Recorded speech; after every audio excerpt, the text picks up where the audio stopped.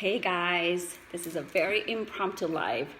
I wanted to share a little bit about how when you're not in alignment, when your beliefs are not in alignment with what you want in life, it's really going to put some roadblocks. So how do I know that? I am my first guinea pig. So just a little background. When I was growing up, when I was a little kid, all I can remember of my childhood was how anxious I felt, how I was just worried. I was anxious. I just did not feel good most of my time. And this is nothing to do with how I was raised, like none of that. I just don't know why. It was always like I just didn't feel understood. I felt like I was always out of place. And all those beliefs, like I didn't feel good about myself.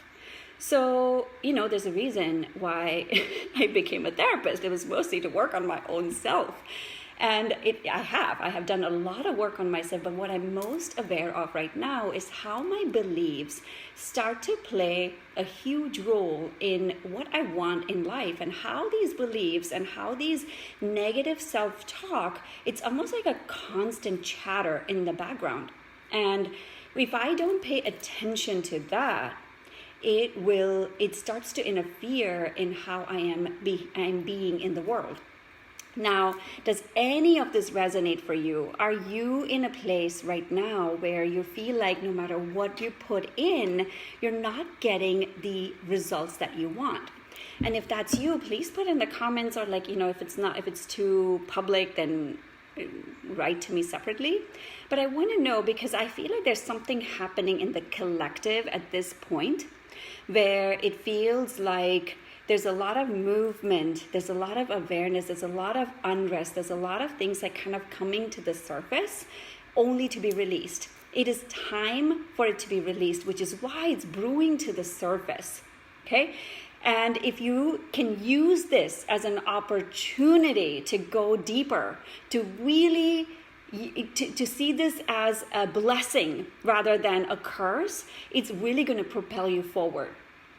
And I wanted to share with you 3 books that I got for my kids that I'm currently using for my own self. So here's what happens. So when you have parts of you, I have parts, I call them parts from my therapy training. This is something that I learned, which I still use. It's called parts work, where there's a part of you that is still kind of this is not the adult me that's like a 5-year-old or a 3-year-old or a 10-year-old or a 12-year-old who is still kind of stuck in her own patterns and her own beliefs and her own life. And that part of me sometimes takes over. The best way I can describe is, like something is happening, you get very reactive, and then suddenly you're like, this is not me. Like, I just don't react this way. It's because something got triggered, and if you pay closer attention, you'll have a sense of like what age this part is, or like what this part of you needs. Like you'll have a start to form a relationship with those parts. And for me, I have a 5-year-old who is always seeking connection with people, and then feels very disappointed when she doesn't feel like she belongs, and then that comes out somehow. Or there's like a 12-year-old a part of me which feels very alone, or feels like like no matter what she does, she's never going to be loved, and all those things. And I worked through a lot of those things, but it's in layers, and so much smoke coming from the diffuser.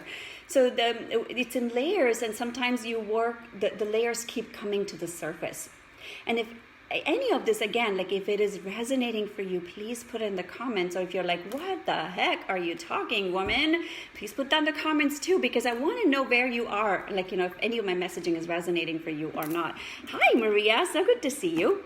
So the 3 books that I found for my kids, because I want to set them up right now, because, from 0 to 7, they're almost like pure subconscious. And I'm literally brainwashing them. I'm brainwashing them to believe that they are unstoppable, that they can do and have anything they want, and that they are amazing people. They're loved. They love themselves. They are loved by everybody. Like, I'm totally brainwashing them. I'll be the first to admit that. And I read these books to them. I just found them, so I started reading to them every day. But when I read this to them, I'm also reading it to my younger parts who also struggle with these same things. And the first one, you've heard of Wayne Dyer. I'm sure you've heard of Wayne Dyer. And he's one of my most amazing authors. I mean, I wish I had a chance to meet him when he was alive. But,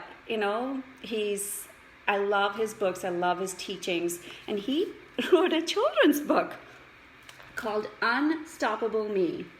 It is so amazing, guys, so amazing. The whole premise of this book is 10 ways to soar through life. It says you're great no matter what. These are the different topics. You're great no matter what. Persistence pays off, which is like if you keep trying and trying and trying, you will get the answers that you need. Welcome to the unknown. You have a choice. Farewell to worry. This was for me. Peace begins with you. Enjoy the here and now. Healthy me. What can you give? So it's all the things that I want them to be in life. So isn't it beautiful? Like, I love this book. I really, really love this book. The other one that I started to totally take in, it's called I Think I Am. I love this book. This is by Louise Hay. Everybody has heard of Louise Hay. She's the founder of the Hay House Publishing. It's really phenomenal. If you have not read Louise Hay's books, it's worth reading it. This is about teaching kids the power of affirmations. Affirmations is something I do all the time for myself. This is how I change my beliefs. Whenever a negative belief comes up, I literally switch it to something more positive. Like if I'm like, oh my God, I'm so overwhelmed, or I find myself very annoyed with the kids because there's so much to do and I feel very overwhelmed, I will change it to something like, I can handle this. Because the part of me that gets triggered with being overwhelmed or taking care of the kids is a very young part of me. Imagine a 5-year-old trying to take care of 2 other 5-year-olds, right? It's like impossible. Like that's what gets triggered. But over the course of time, I've learned to identify like what is it and how I need to work with it. It takes time. And sometimes I give in. Like yesterday, I lost it and then I had to like regroup and come back to them. But what I love about these books is that I can go back to my kids and say, you know how we read this? How this is a part on overwhelm, and I'm like, okay, you know what happened? This is what happened. And then I can go back to them and talk to them about it. I'm not perfect. I'm human. This is just part of, we are going to mess up. We're going to fail. I'm going to mess up my kids. It's just part of life. And then they have to learn their path in life. And I'm here. Hopefully they'll come to me when they feel lost and they need support. So this is about teaching kids power of affirmations. And affirmations are words that you think, say, and believe to be true. How fabulous is that? So this is like, says, when negative thoughts come, we change it to positive thoughts. It's super cute. It's like, says positive things happen. How do you change? This kid is feeling really left out. No one's playing with him. He feels like no one wants to play with him. And then he changes it to, hey, do you want to be friends? It's like really, really amazing. And then the next one is like, I make today great. The other one, this one is, I love this. It says, I stand up for what is important to me. I love it because it teaches kids to respect what they want and not what everybody wants of them.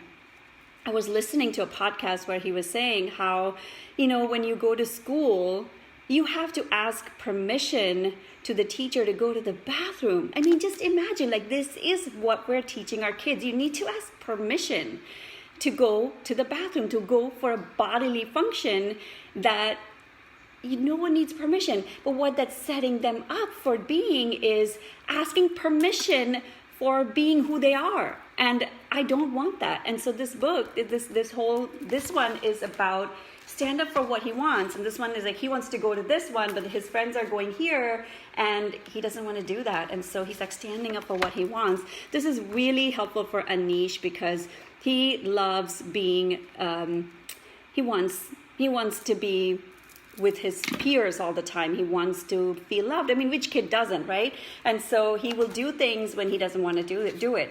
So I love this. And then I'm like, I'm grateful for what I have. Gratitude. My kids are growing up so privileged. They need gratitude. And so do I, right? Like how easy it is to forget. If you didn't know this, gratitude is the easiest way to increase your vibration. Maria saying that I need this book for my inner child. Yes, Maria, I think we all need it. It is so, it's been incredible. The first time I was reading it with them, I literally was like crying for my younger parts that really needed to hear this, and that needed to hear this as a child and needed to hear it now. And then it's like, I choose to be positive. It's really nice. If Louise Hay is amazing.